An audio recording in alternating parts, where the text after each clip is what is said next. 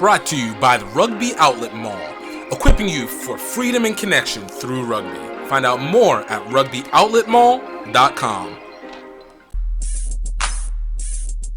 I think the minute I stepped on a practice field for rugby, the calling happened.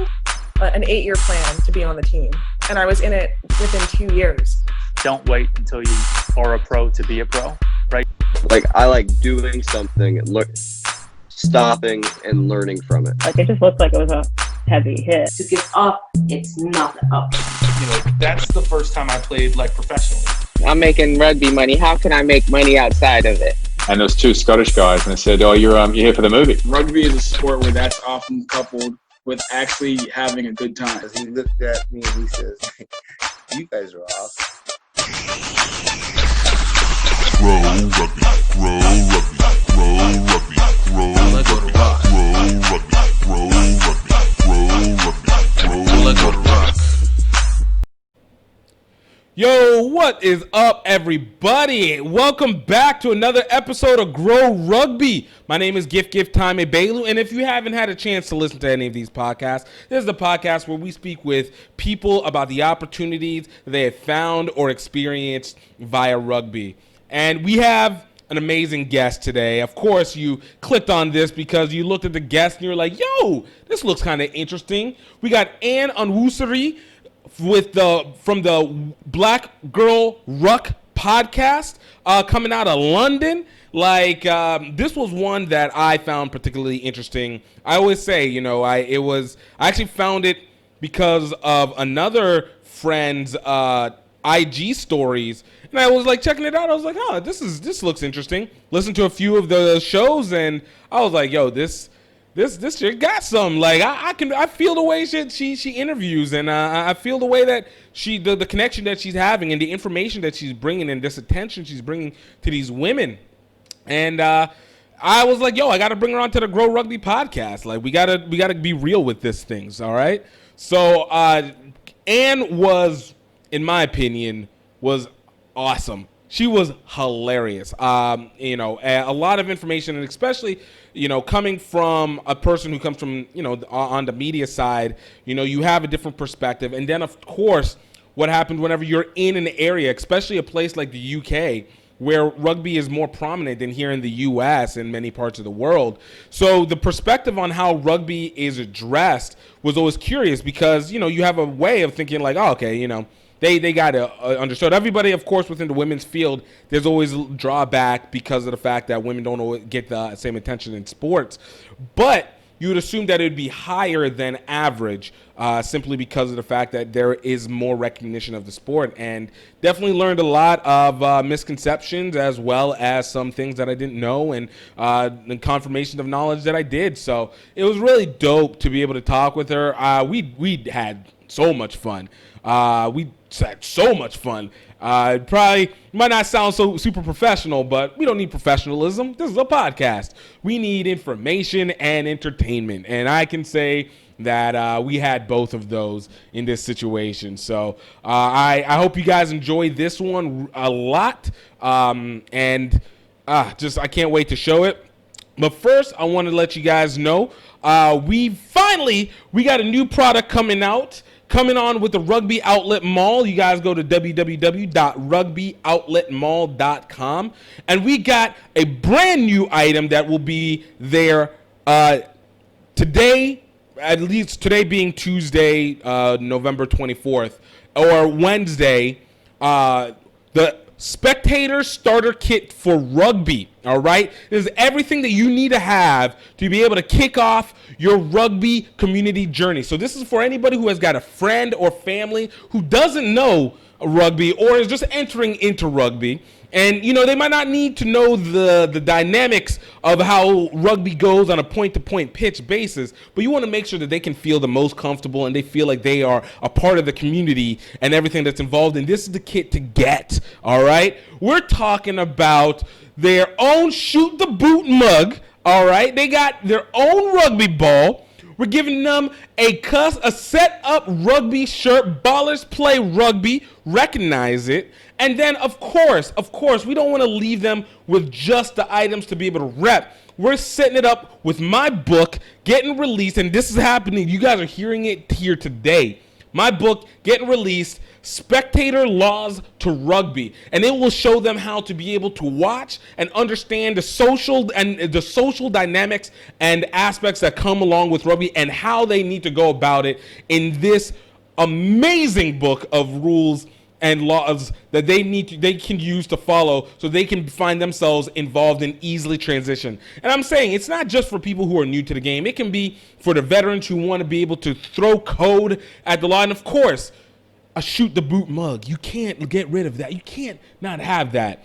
And if you added to anybody who is entering into the game as a spectator or a player, it lets them have their set up early. So guys, go to rugbyoutletmall.com. And I'm going to even go one step further. Because you listen to this podcast, you guys get the promo code Greaux Rugby, GREAUX Rugby, and you get 20% off of all GiftTime Rugby Network and HBCU Rugby Classic gear. That includes the Spectator Starter Kit for Rugby. So guys, go ahead, grab yours, and I'm telling you, keep on the lookout, because we don't do Black Friday deals. We do Black Friday opportunities, but you listen here to go get the deals. So I hope you guys enjoy it. And of course, add to that, you guys are going into the holiday weekend. Yo, go check out the documentary, Singapore to Tokyo, Any Way We Can. You guys you will not regret 1 ounce of it. Watch it with your family. It is the absolute perfect time to be able to go. And all you need to do is just go to redearthfilms.vhx.tv. That is Red Earth, REDEARTH Films, FILMS, the letter V, hx.tv.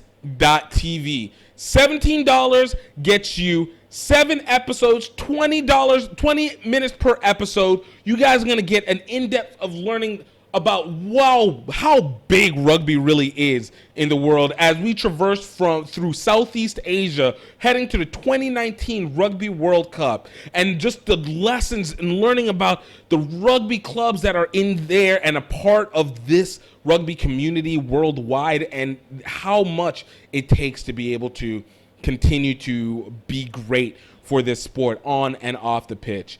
I mean, it's amazing. Definitely go check it out. You've got to go check it out. And of course, last but not least, definitely go follow us on Instagram, Greaux Rugby Podcast, GREAUX Podcast. Greaux Rugby Podcast. Follow us on there for updates. And also, guys, check out our YouTube page, youtube.com/GiftTime Rugby Network. Subscribe, put on notifications so you know what to do and know what's going to be coming in at the time, and you're knowing what's going on. And look, man, this is going to be a wild holiday season. And last but not least, I got to wish my mother a happy birthday today. Big happy birthday. I cannot do any of this if it wasn't for her. Along with my dad, but today is her day. So along with her, she's been able to help me through this rugby career journey and allow me to do these experimental things that I would not be able to do as well without her. So big congratulations to her. And, if you want, you can go check her out on Facebook. And, Caroline A. Baylor, and just wish her a happy birthday on my behalf. So, in the meantime, I hope you guys are ready. I hope you guys enjoy Onwusiri, Black Girl Ruck. Check it out. Grow Rugby, Grow Rugby, Grow Rugby, Grow Rugby, Grow Rugby, Grow Rugby, Grow Rugby, Grow Rugby.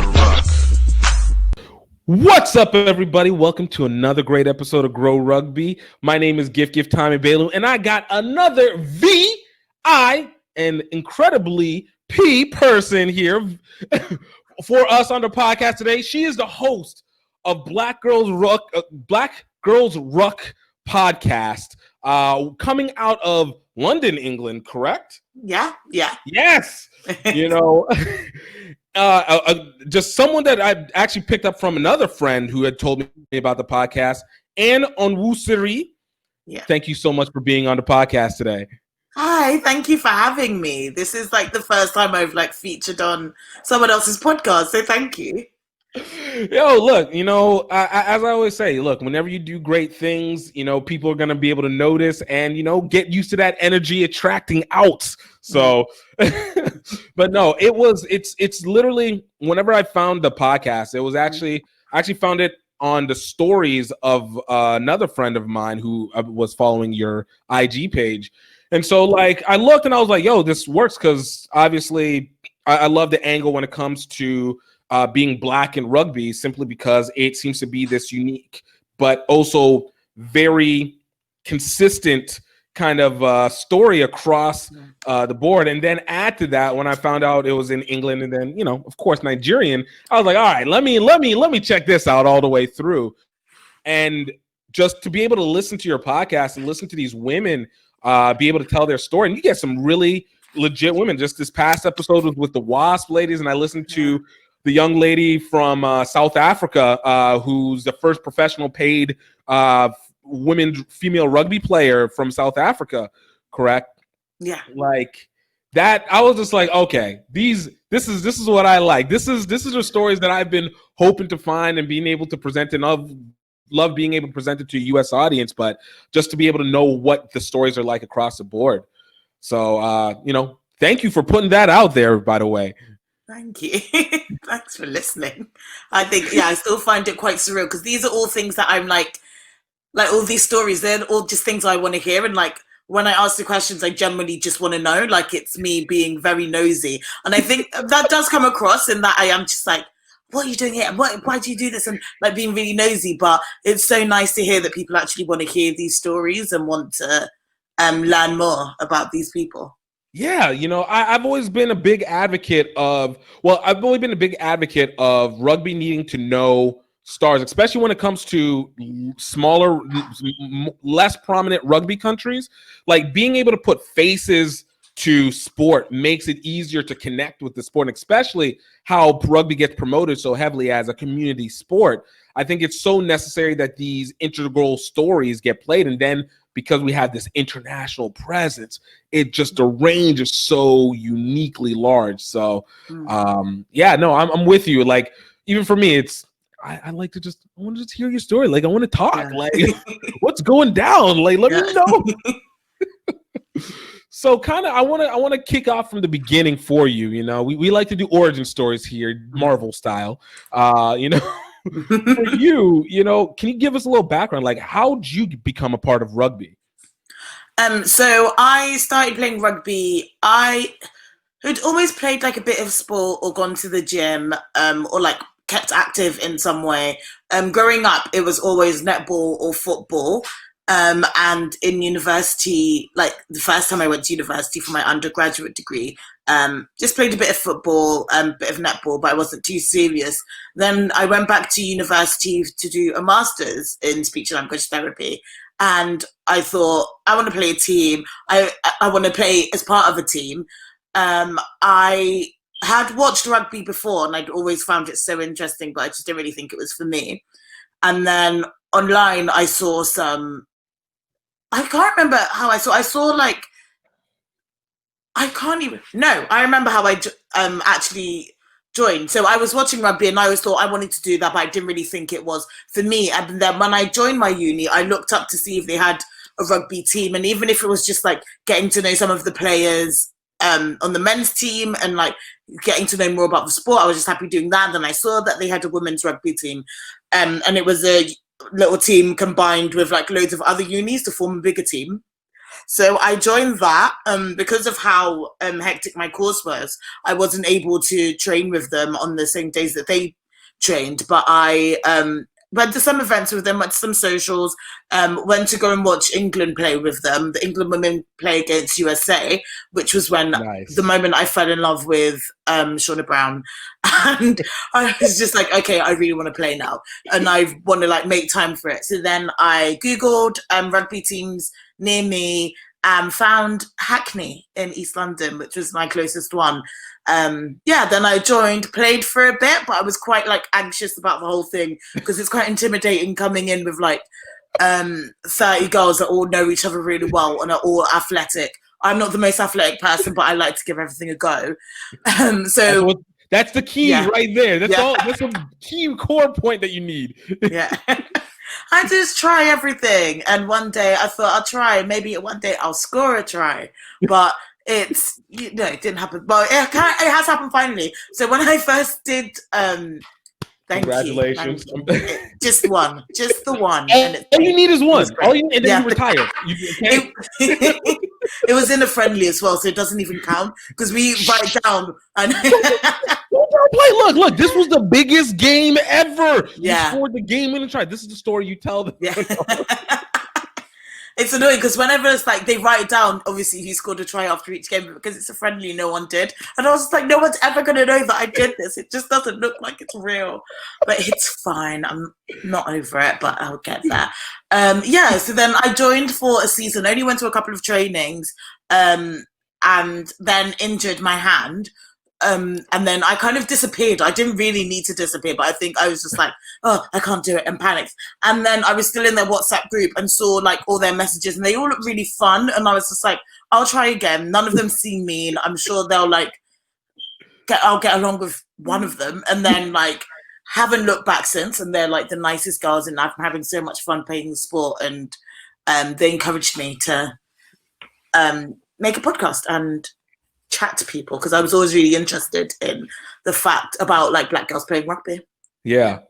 No, it's interesting because coming from the States, obviously we always know that we have a bit of a deficit when it comes to rugby in terms of awareness. So there's always this presumption that being in a place like England or South Africa, New Zealand, etc., that is just one of the prominent just positions that you'll take. Like for here, American football, like whether you play it or not, you know its existence, and there's at least a connection to it, either viscerally against or highly for it. But it has a connection. So we always assume that there's always that with rugby. But to be able to even hear that there was an opportunity that you were looking for it at university, and there was a chance that there wasn't one there, or if it was just limited to just the guys, is very interesting because of how.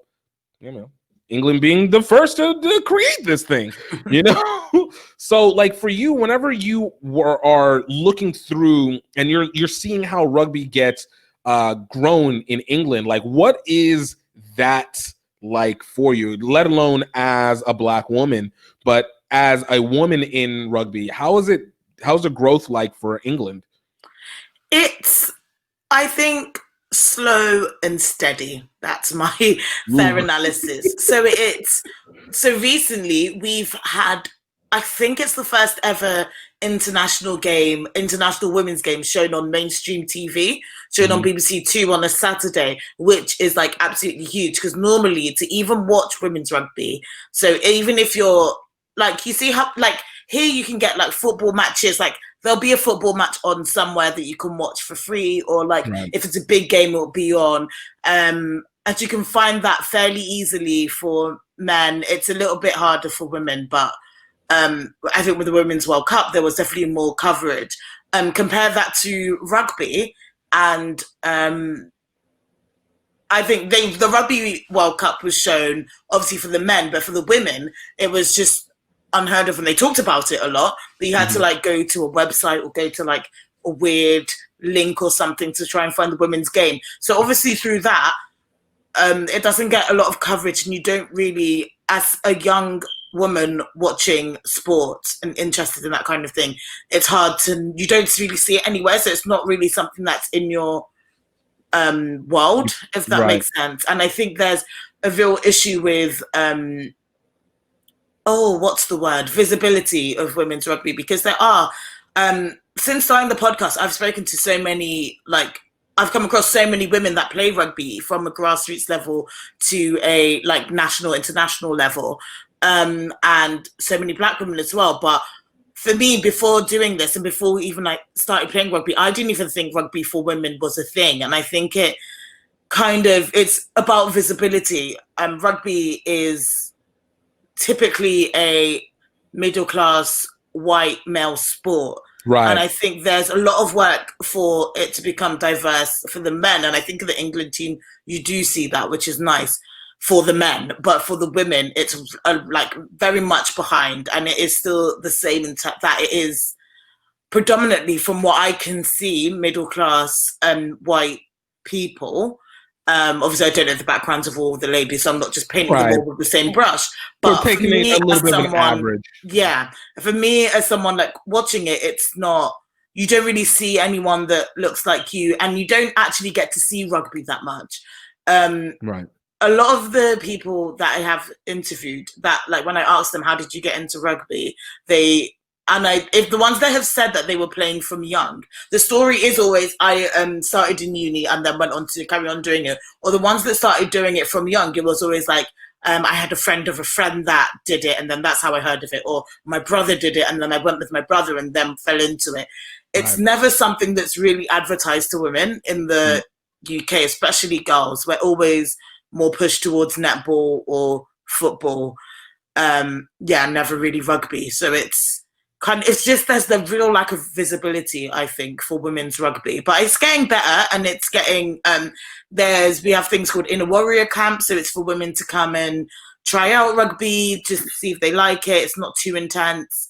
And now that they're showing more games on TV and getting more of the women out there, like in the media and stuff, I think is really helping. But I think there's still a long way to go for women's rugby to be seen as in like a near enough light to men's rugby, unfortunately. Did that answer your question? I feel like I was just talking. Oh no, that answered the question and more, and opened up even more. Look, I'm loving this. Look, I like one host to another. We know the game, so we know. I feel good about this. We know how to talk. We just know how to talk. Look again, I'm not gonna say it's a Nigerian-ness. I'm just gonna say I was might just be about not to a say that coincidence as well. I think it is a Nigerian thing as well. Just talk, and host it, and just it's too much. But it's fine. Oh, I love it. Well, look, even so, to kind of add to add on that. So, I like you said, you mentioned on the visibility thing, and obviously here in the States we've had a very similar thing, and still do. I think it's still a while before we really push it, but you see a little bit. We've seen obviously like the Women's Rugby World Cup 2017. I was going to ask, how did that impact for you guys? Because I know over here, for me, whenever I watch it, I thought it was fantastic. Like it was one of the best that I'd seen, and I've been able to watch quite a few tournaments. But it was ridiculously interesting, and obviously the numbers said that it went well. But were you playing rugby around that time, whenever 2017 Women's Rugby World Cup occurred? So no, actually. So I remember I got into like watching rugby as a fan from I think it was the 2015 World Cup when England, the men's team, did really badly. But that's when I started. It's very sad. It still hurts to like. Oh God, just not the mic. It still hurts to think about it, but. That was when I started like properly watching rugby and like watching the teams and keeping up on Premiership level. But honestly, I don't think women's rugby was even on my radar at that time, which is really sad because I now looking back and like learning more about women's rugby, it looked like it was an amazing tournament and like broke the barriers of so many things. But at the time, don't think it wasn't in my radar at all. Like I couldn't have told you what was happening. Like I don't think it doesn't like make any sense to me why, but it just didn't occur to me, which is quite sad because at the time I was like kind of tracking men's games and like thinking about rugby, so I had a bit of an awareness, but I just wasn't on my radar, unfortunately, which is quite sad. But it makes sense again because it feels like it was interesting. It was 2016 Olympics, 2017 Women's Rugby World Cup. So I think within that time period, it literally set up the basis for the professionalization of the women's national team. And then you started seeing the basis of like the Harlequins starting their professional women's side. And then obviously the Wasps, and a lot have followed from there. But before that, it barely was, like, I don't even think it would have registered without those two events kicking in. Because I even remember, so I started covering rugby about 7 years ago, but we used to have the sevens tournament out here. And so for where I live, it used to do the sevens tournament in this place, Atlanta, Georgia, which wasn't too far from me. And women, what's the best way of putting it?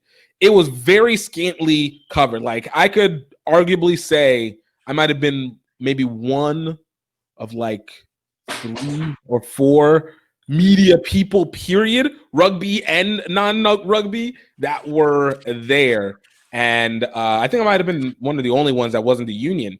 But it was in that where I was like, okay, like, this dynamic is like really tough. This is where you got to see, I think, Portia Woodman came into rise, and we were seeing like Emily Scarrett come in and all these people kind of opening up their career, but there was nobody out there. And then we had the Olympics kick in, and it was like, oh, wait, this is really getting a spotlight, and it kicked off being the first one. But the 2017 one just kind of blew it out the water. But without them, nothing. And now you even here in the States, you start to see a little bit more, but it was nothing prior to. So the fact that it didn't even get really picked up on the island, and I'm gonna just call the whole thing UK the island, and that considering it was in Ireland is very interesting to me. Yeah. On its inability to get a true spread from there. But for you, you know, as you've seen it now, and you said obviously it's very slow and steady. What are some of the things that you've been able to see maybe from a grassroots level that, you know, next to this BBC Two appearance for the women's team, do you see any new evolvements from when you were first checking it out 5-6 years ago to, you know, where we're at now? I think there's definitely, this might be for me and just maybe my ignorance at the time before I started, but I think there's definitely more of an acceptance of women that play rugby, or like, it's not really as much, oh, you play rugby, do you do that? There's not as many questions, I feel, for me. I'm not saying that, probably I have heard like friends that have had that same experience of people questioning them. People are a lot more open to the idea of women playing rugby. From what I hear, because I haven't been with my team for that long, but from what I hear, they went through a point, I think like 4 or 5 years ago, so not even that long ago, that it was hard for them to like have enough players to play a game, to have appropriate coaching, to have appropriate facilities for them to actually run as a rugby team at a local level. But now we've got like, at least in our WhatsApp group, there's like 100 girls, and that's like, so that's 100 girls that have come to training and are interested in playing rugby. And we like frequently at training, obviously lockdown messed that up, but we frequently have like 40-50 girls turn up to training, and that's like new girls who've been playing for a while, like a lot more interested in rugby. So there's been like I think there's been a real growth, and I do think that in the Warriors sessions and more opportunities, there's a real like, I feel like maybe they have this in America, but like the government tries to do like a big fitness kick and like get active and get moving, guys. We can do it. And I do think we had, I should know what this is. Oh, it's a female sports initiative. Oh no, She Can Do It or something like that. Was it? No. I was about to say Her Rugby Counts, but I remember they did a commercial about it, right? It was about like all sports, but rugby was featured quite a lot in it. And it was, I'm sorry, this is going to drive me mad. 4 hours later, everything's done. I know. Oh my God. I'm so sorry. Do you edit this right? Or am I just going to be panicking? I was like, this is just going to be, I'm so sorry for the listeners, but it's going to really annoy me. But that's the best part. Women's sport. No. Because this, like, I think is one of my favorite like initiatives in the UK, but it's really, She Can Do It. Interview's over. I'm so sorry. I can't. Hold on. Let me see if I can help you on these. Let me see if I can help you on this. I will not be able to focus if I don't know what this is. I really like this campaign. Oh. And if you didn't know, I feel like we can be very good friends as a result. Just this moment right here, this is too familiar. This girl can. I found it. This girl can. Okay. Yes. Oh my God, that was going to drive me absolutely mad. Because that's like one. That's. I want to say I'm not normally this disorganized, but I am. Keeping it real, all right? Yeah. This is what we're about in this. I know. This is why I don't think any big brands are going to want to work with me, because I'm just like, I'm a bit of a mess, but it's fine. Anyway. Right, let me start my phrase. Let me start that train of thought again, because I've no idea what I was actually talking about. So, look, let me just ask this. If I did keep this in, would you be upset? Because I enjoy just the realness of this. All right. No, perfect. I'll keep it in. I don't care. Perfect. It's very me. Because this feels better to me. Like I said, this feels normal to me. I'm like, you're just like, it was too clean. Like, it was too clean. I can't believe that. I thought I was going to be poised and like ready and have like nice things. Well, I do have nice things to say, but just say things calmly. But that was going to really stress me out if I didn't bring that up. So I'm glad I found it. Hey, look, you know, it's the small things that count. I'm telling you, people, it's underestimated. All right, it's underestimated. But all right, so what were you going with? See if we can rewind it back. All right, let's rewind it back. So like there was so like once a year or a couple of times a year, there's a campaign called This Girl Can. That's what it's called, by Sport England, and they do like a lot more initiatives to encourage women to get into sports and get into different activities. And I remember in like one of the most recent adverts, rugby was featured in it quite heavily. And then from that, I think we definitely saw like from January, like a real influx, a lot of girls coming to want to try and, a lot of girls coming to try it out, which was really nice as well. So I do think that like campaigns like that have really helped in terms of getting more women into rugby, because it's a national thing as well. I think there is more, it's more highlighted that women can play rugby, especially with it now being on TV and people like Shauna Brown and Rachel Burford, who have like amazing platforms that they use to promote the sport. They're definitely helping in terms of like every girl can play rugby and lifting that up. Rachel Burford has Girls Rugby Club, which is this like really cool organization encouraging girls to get more into rugby. Because I learned today that girls, you're not allowed to teach rugby to girls if you're a PE teacher after a certain age in school, which is bizarre. So obviously you're gonna have a look. Yeah, I need to look more into it, because there was a friend that's a PE teacher that told me, but it's just bizarre and things like that. Arbitrary. It's like, look, I'm sorry, you reached the cutoff. We can no longer access you this information. You're gonna have to go what? Yeah. So I need to look more into that, because I think that is bizarre. But as the PE teacher who also plays rugby told me, and it's bizarre. So that kind of thing puts you off playing rugby if you're a girl. But what was the question? Oh, I mean, the question really was just. Did I answer it? For what it's worth, you answered the question. It was just like, what were the evolutions that came from a grassroots level? But you actually opened up more questions than with that answer. So I appreciate it, because I was going to go a little bit personal. We're going to talk about you a little bit more directly a little bit later on, but I do want to delve into this part. I always hear about this factor, and it might be, and bear with me if I'm talking stereotype or I'm accurate here, or completely just off base. But I've always understood that within the UK culture, there's a certain level of class immobility a bit. You kind of said obviously people can maneuver here and there. As a result, I wonder, does that same if that's true, does that same factor, do you feel like it resonates within rugby? Like it's kind of like the way that the rules are because of such the age of the country and an established culture that's harder just to change just because of the fact that it's been around for so long and it's been such a standard for so long. Do you think that also leaks itself into the way that rugby is able to maneuver? So you have rules like an arbitrary age cutoff for one person to teach it versus another to be able to teach the sport, and how it impacts the way that women grow in it.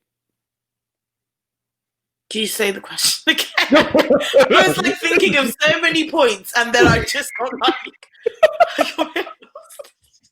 the first bit. I'm so sorry. No problem. Basically, what I was saying is, if there's a class culture that exists in the UK, do you think that class culture, the framework of it, kind of resonates inside rugby in the UK, and as a result, it impacts the way that the sport has been able to grow for women there?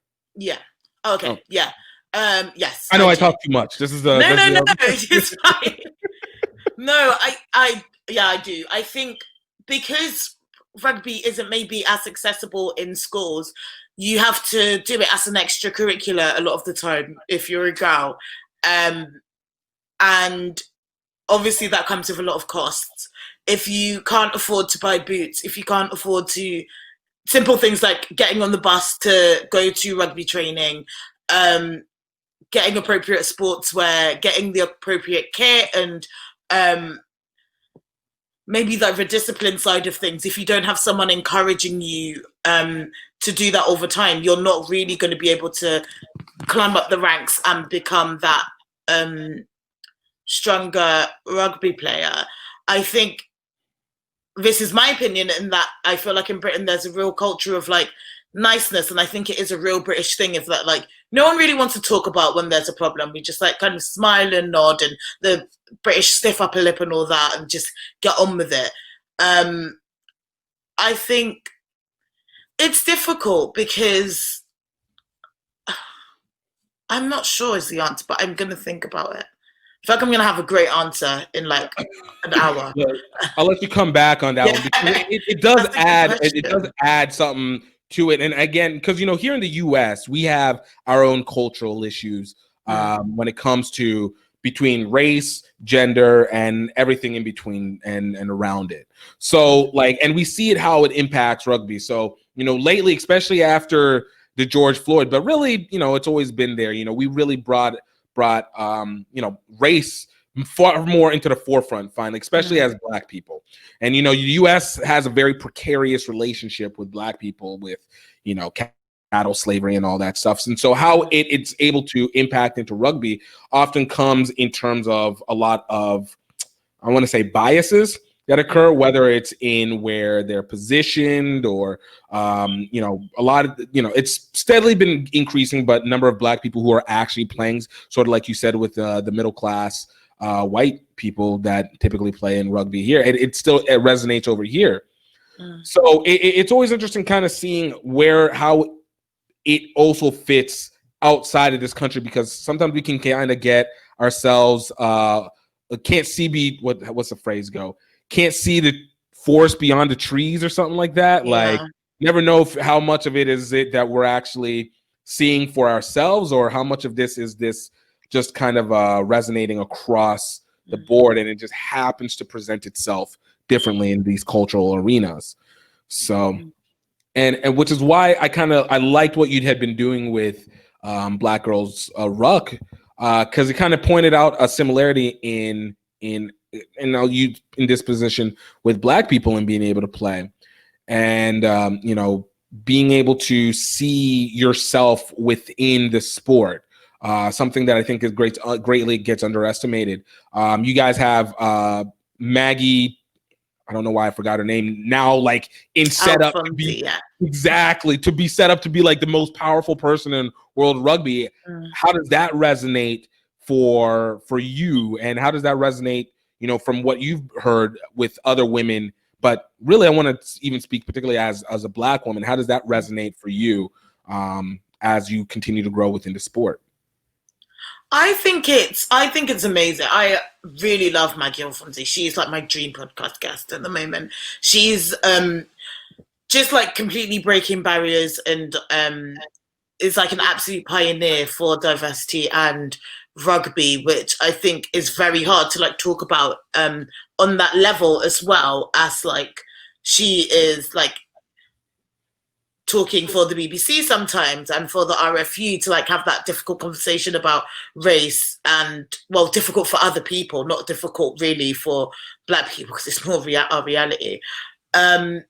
I think there's still a lot of work to go from a grassroots level. I think more needs to be done to filter up, because unfortunately, yes, you have Maggie Alfonsi at the top level, like in the Royal Football Union Council, and then you go to England women's rugby team and there's 3 mixed race girls in the main, like that are regularly called up to training camps, that are part of the England squad in terms of representation. And is that really enough if you're a young Black girl watching rugby thinking, oh, I want to do that, and all you're going to see is a rugby match on BBC Two once in a while?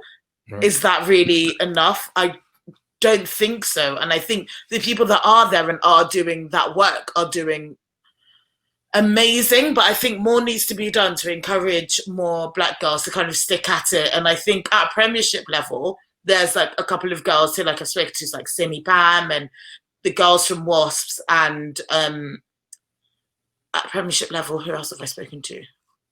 I think that might actually be it. Look at the episode list. Go listen. Yeah, I don't know where my phone is. This is really stressing me out. I'm not.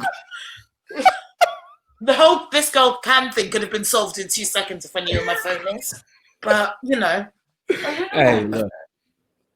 Oh God, found it. Right. I also don't know why I'm sitting on the floor, but I'm quite comfortable. Look, it's an ultimate. Look, the floor is a low key one of the most comfortable spots. Like whenever you have a good carpet or something right underneath it, especially. Oh, I don't. It's not even that comfortable. It's just. It's just. I'm here out of convenience. I don't know what I was doing. Like I just sat down and I was just like, you good? Yeah, that was literally what happened. I'm trying to see who else I've had at a Premiership level. I do think that's it. Just Simi, Wasp, Simi and the Wasps girls, and Shauna Brown and Ditasha Harper, who also play for England as well. But and there are more girls out there that I haven't spoken to yet. But you're setting them up. You're setting it up. setting them up. I'm just organizing it. It's fine. It's in the works. Big things coming. Hashtag big things coming. But I don't know, if you're like a young girl, or you're only able to see women's rugby once in a while, and the girls that you do see, you don't see that many that look like you. So it's, I don't know. And even there's not enough like Asian girls. There's not enough girls in hijabs. There's not enough like, there are loads of different groups that aren't represented that much in the English rugby team. I think, and this is what I was saying about it being slow and steady. I think there are steps being made, and the RFU have kind of made a plan and like a guide as to what they want to do to address that.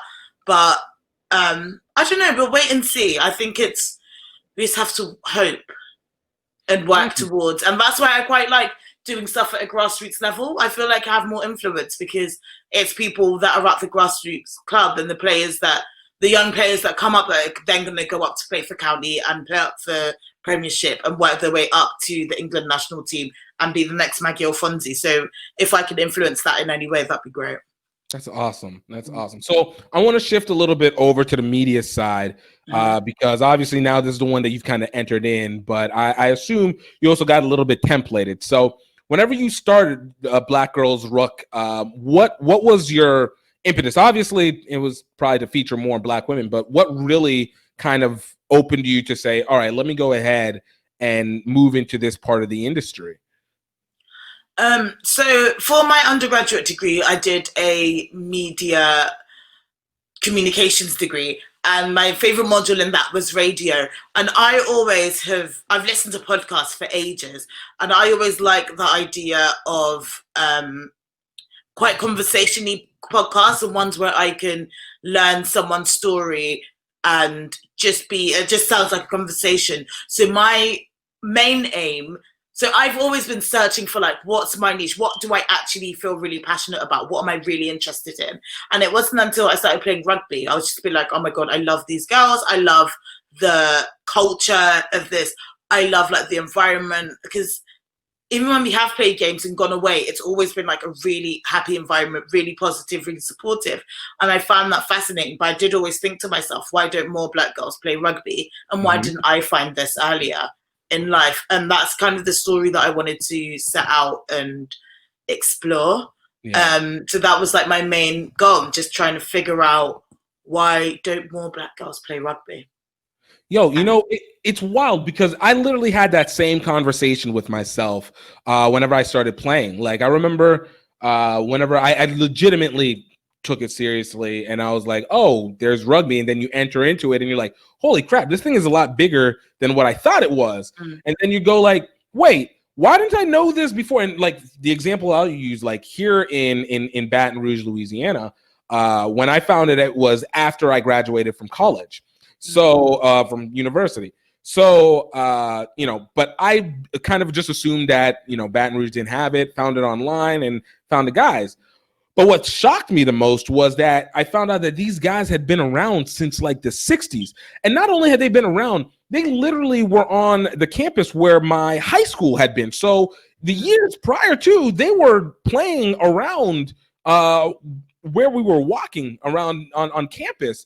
Never heard of them. Apparently, like they had prominent people who were in the community that played, never knew they existed.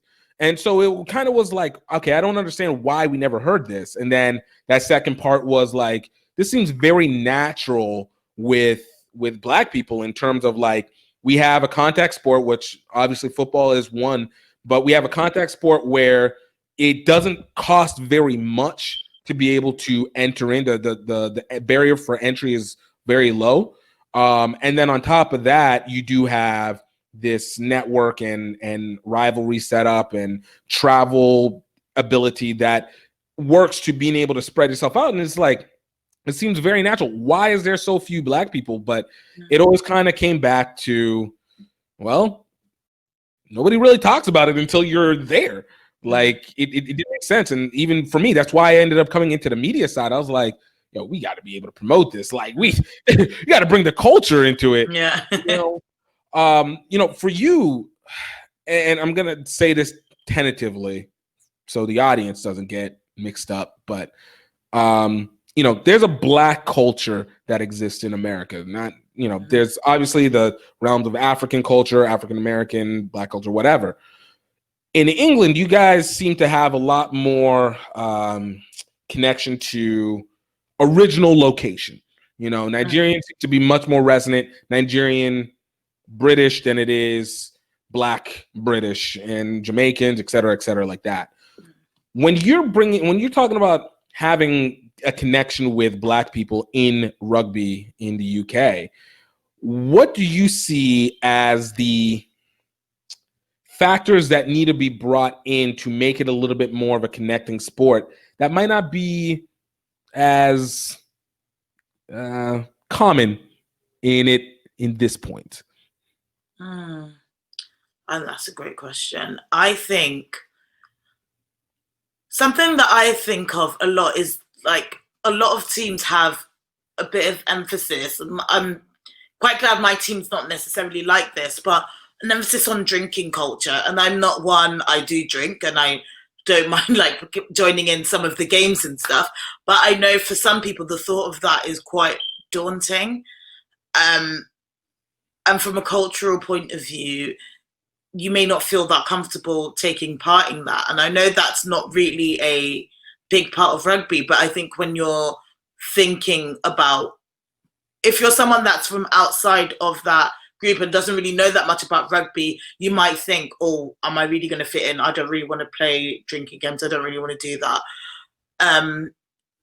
So maybe less emphasis on that. And I think rugby in the UK at least is doing really well, and at our level at least is doing really well in like taking away from like, it's not a drinking sport. Yes, you can drink if you want, and there are like, and we do play games sometimes, but it's not just like you are okay if you don't drink. Like no one cares. So I think that's quite good. I don't think there's any barriers, but I think there are aspects of it that can seem quite daunting, because I'm thinking about like changing room culture as well, and like if you're someone that's been brought up in a way, in quite a conservative way, and you don't want to show your body, the thought of changing in a room with like 20 other girls, you wouldn't want to do that. Wow, right. Yeah, and especially like some clubs don't have the facilities for you to have like a hidden bit. You have to change in front of everyone. If you're someone that's not something you're comfortable with at all, you kind of, I don't know, I'm thinking hypothetically here, in that like you wouldn't want to rock the boat and like, I'm not changing, I have to change in front of people. You wouldn't want to have that conversation, even though it's a really valid conversation to have. And that could be another barrier as well. I think, I need to read more about this, because maybe don't quote me on this, but like Swing Low Sweet Chariot, from what is like a massive rugby song here. I don't know fully. I didn't even know it was a rugby song, if I'm being honest. I just realized, I knew that I knew it from like learning about Black American history. Yeah. So that's what I have always related to. I didn't really know it was a rugby song.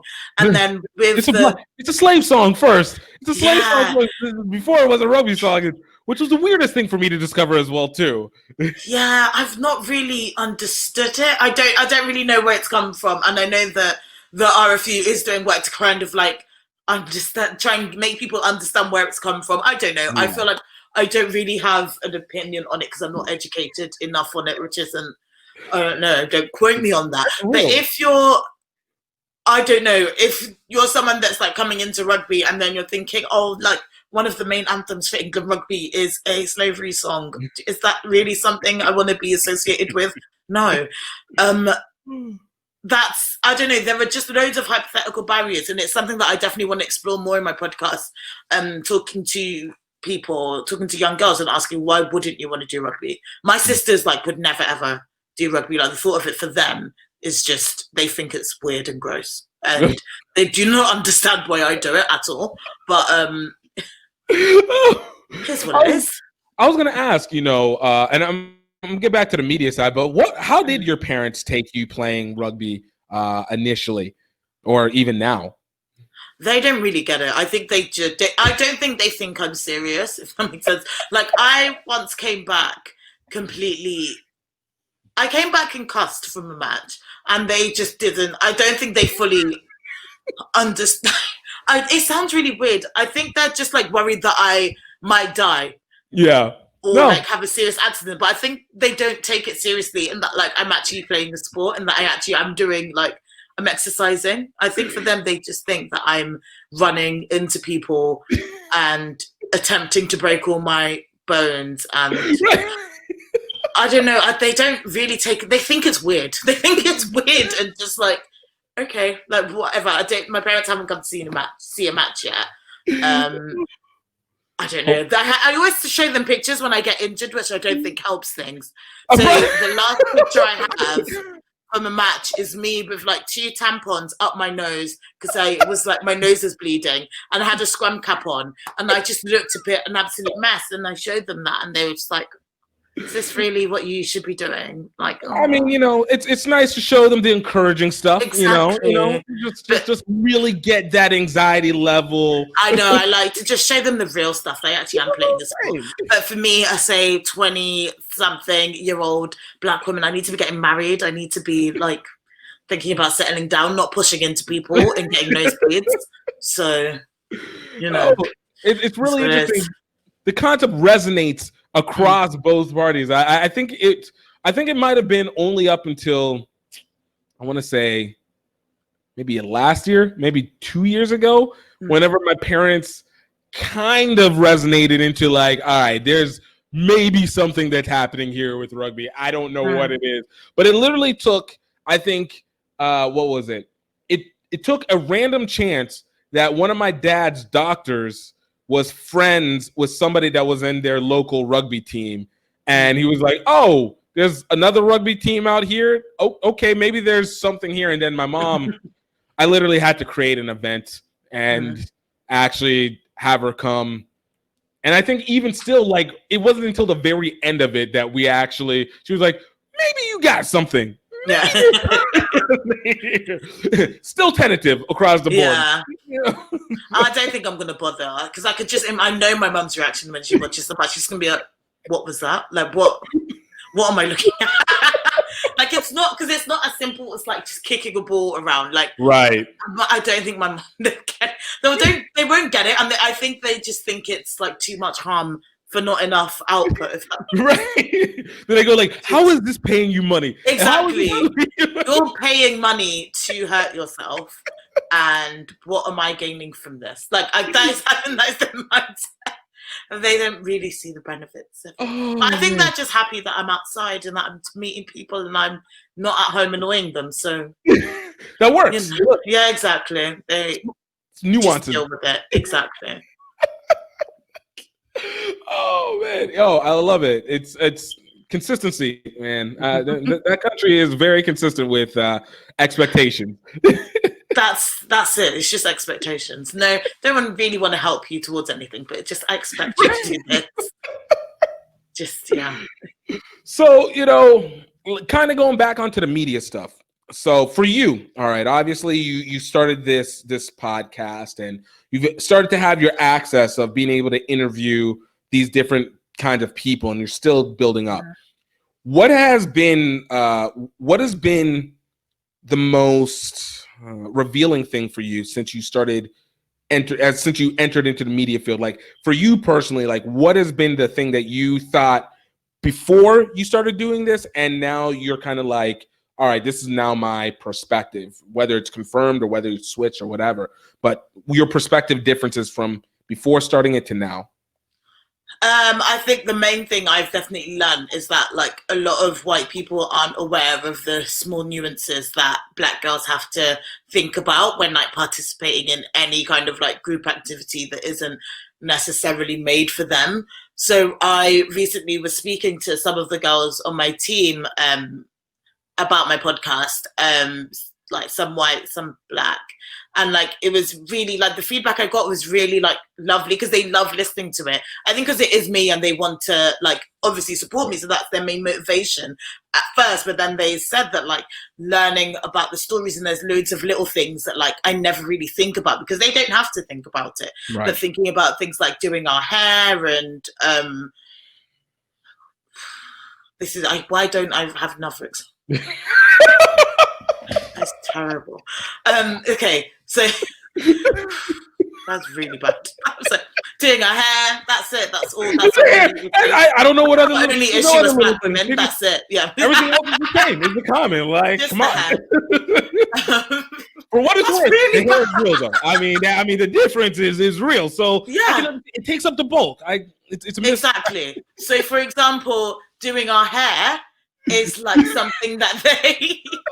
That's just shocking. Why is that the first thing? It's like on my bedtime here. So why?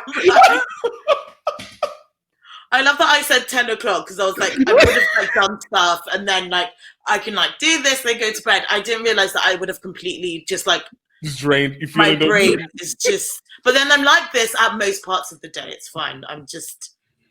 Well, tiredness is adding. I'm sorry. You're giving the time. Look, you're fighting your natural clock. Thank you.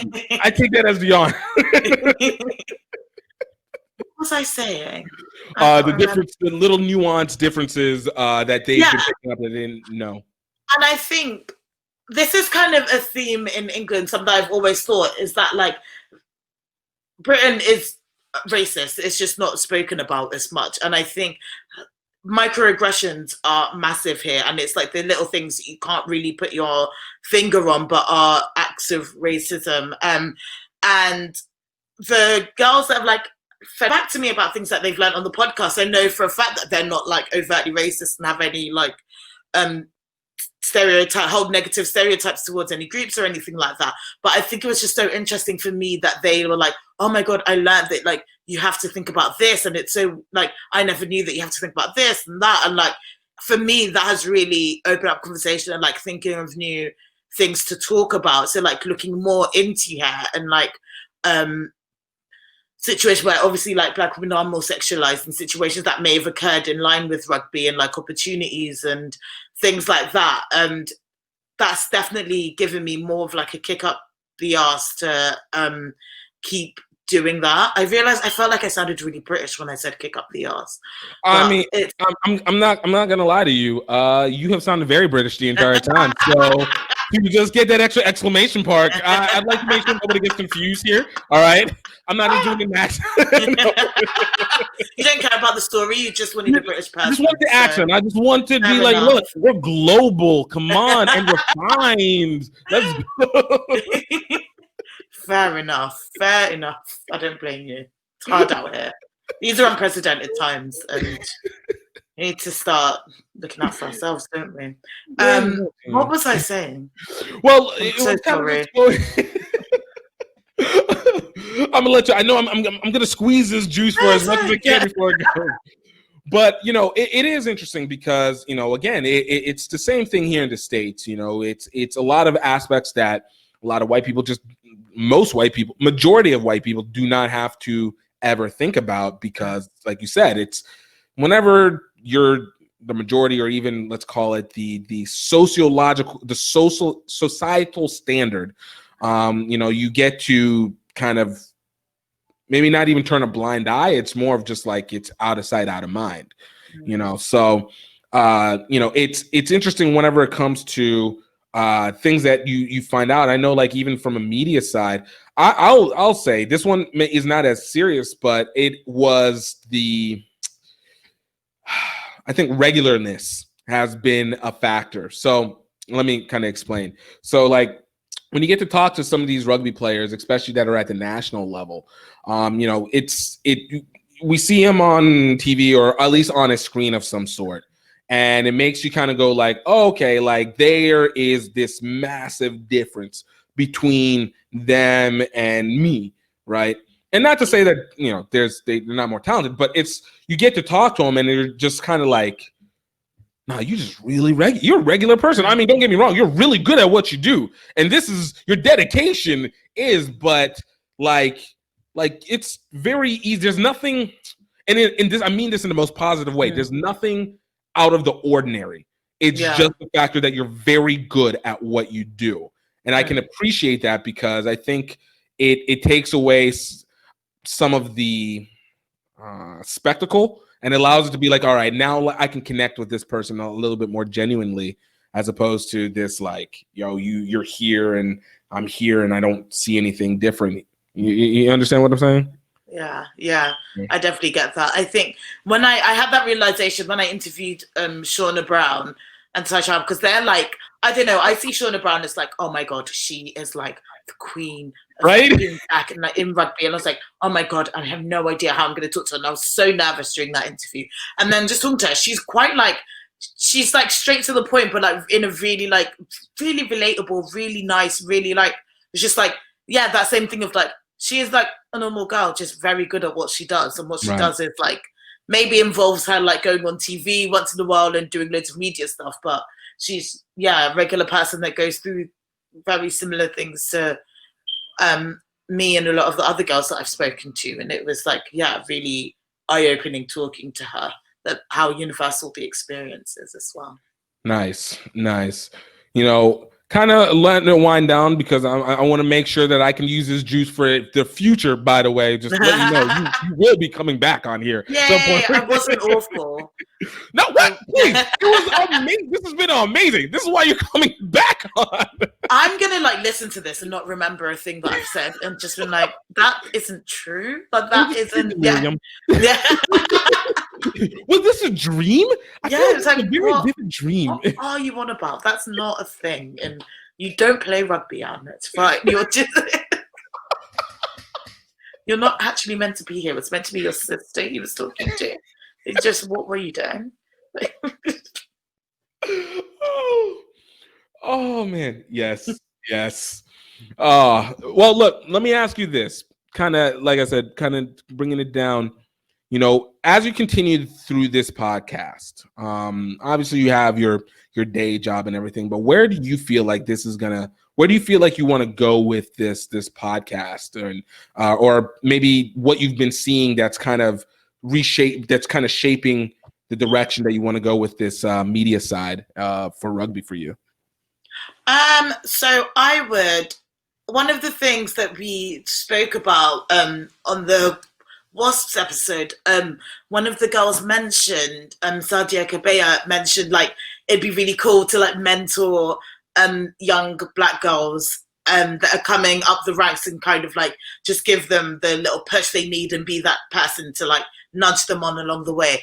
And I think with the podcast, that's definitely something I'd love to like look into doing more, and like maybe setting up a mentorship scheme or something to help young girls keep going up and just keep playing rugby. I just want to see like more Black girls playing rugby. I want to see more Black people playing rugby in general. So that's like, from a community point, that's what I want to do. From a media point, I would love to, I don't know, I'd love to be the next Oprah, but I think that's just me. I'm also quite delusional in my ability to do things. Hey, look, you can't get anywhere if you actually do not have beliefs that are way out of this world. Exactly. That's when they become achievable.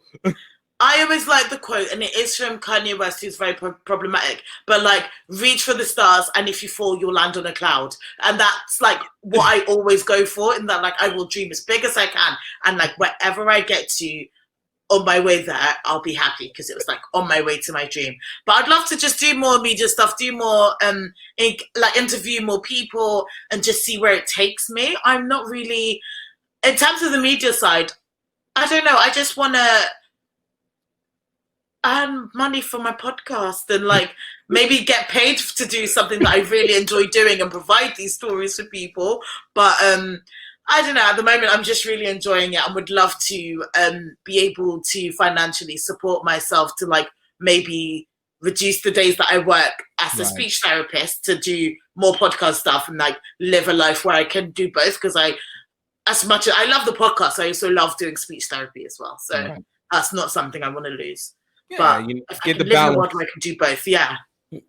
No, I love that. No, that's the realist. And being able to find that and being able to go, I know even for me on this journey, even though I haven't, I'm still cracking that code for the monetization. I'm almost there. I feel good about it. If I figure it out, I'm gonna let you know. Don't worry. I'm seeing the sponsored here, so you're doing okay.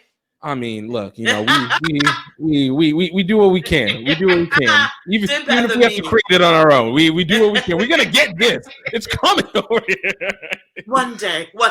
You know, but for what it's worth, I gotta appreciate like the accesses that it's given. Like, you know, last year we got to go to the Rugby World Cup. I got to go to the Rugby World Cup as media, and next year, get to go to the Olympics as media, and you know, so like to know that it's like. I might not get the pay, but I'm getting to see things that I never expected to, and you never really know where it was going to go, because I don't know if I knew it was going to be like this at the beginning, but it's interesting. And it feels like your own personal Google, you know, like Google 1998, everybody's like, oh, there's already Yahoo, like nothing's going to happen. And then all of a sudden you feel like it's going to burst. And like, trying to tell you, trying to give you the heads up. But, and look, I legitimately enjoyed this all the way through. This was really actually very informative. Even through what you consider gas, I just found entertaining. I genuinely enjoyed it, and I continue to look forward to more episodes of Black Girl Ruck. Please let them know where they can find you. All your stuff. You can find me on Instagram and Twitter at Black Girls Ruck. And that is where, let me say that again. I'm so sorry. I'm not media. I need media training. I really do, because it's not for me. Okay, let me say that again. So you can find me on Instagram and Twitter at Black Girls Ruck. That's RUCK, and I'm available. No. I've practiced this before because I've had to say it and I still get it wrong. No, okay, because I meant to say the podcast first and then social media. That's what's going on. Okay, sorry. No, I'm gonna show you how to be able to, like, when you make the mistake, just lean in. There's always a rule: lean into the mistake and just like roll through. Because I just get so like I think it and I can't just like I have to say it like oh my god I got it wrong. I don't shut up. It's a real problem. Right. Okay. All right, hold on. Let's rewind it. Yeah. Go. Okay. So you can find Black Girls Ruck podcast on Spotify and Apple Podcasts and all other podcast streaming services. And you can find us at Black Girls Ruck, that's RUCK, on Instagram and Twitter. Yo, I love smooth. The script is perfect. The script, I'm feeling the script. When I'm on it, when I'm ready, I think I need to make a couple of mistakes, then I'll say it properly. I'll never say it like off the bat. It's worrying.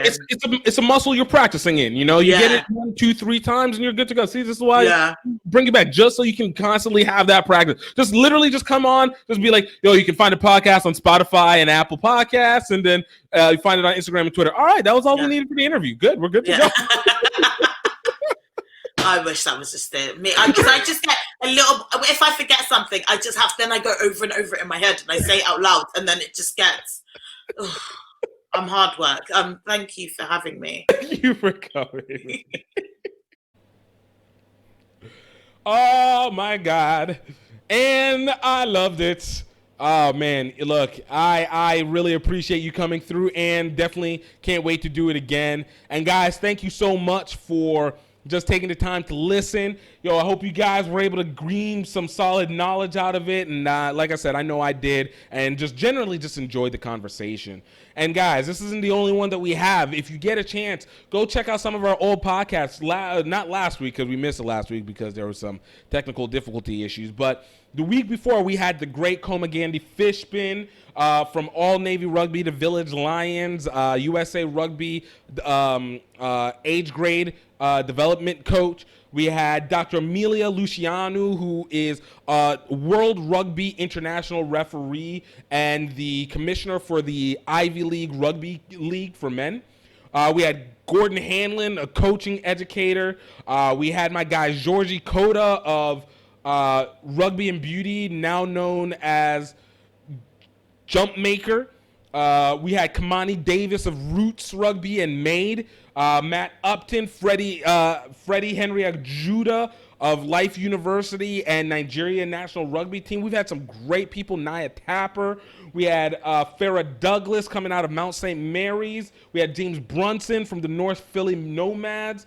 We had Chetta Emba of the USA Rugby Sevens. Yay, and guys, yo, I hope you guys watch the Super Series. We've had so many great guests, especially going into this Women's Rugby World Cup Series era. We're going into the Olympic Series era. You guys want to get to know these guys more and more and get to be more enthralled with it, and great conversations. And I can't recommend checking out these other episodes. But you guys continue to take care of yourselves. And I want you to know, I hope you're happy. I hope you are healthy. And I hope you know that you are highly favored. I will talk to you next time. Cheers.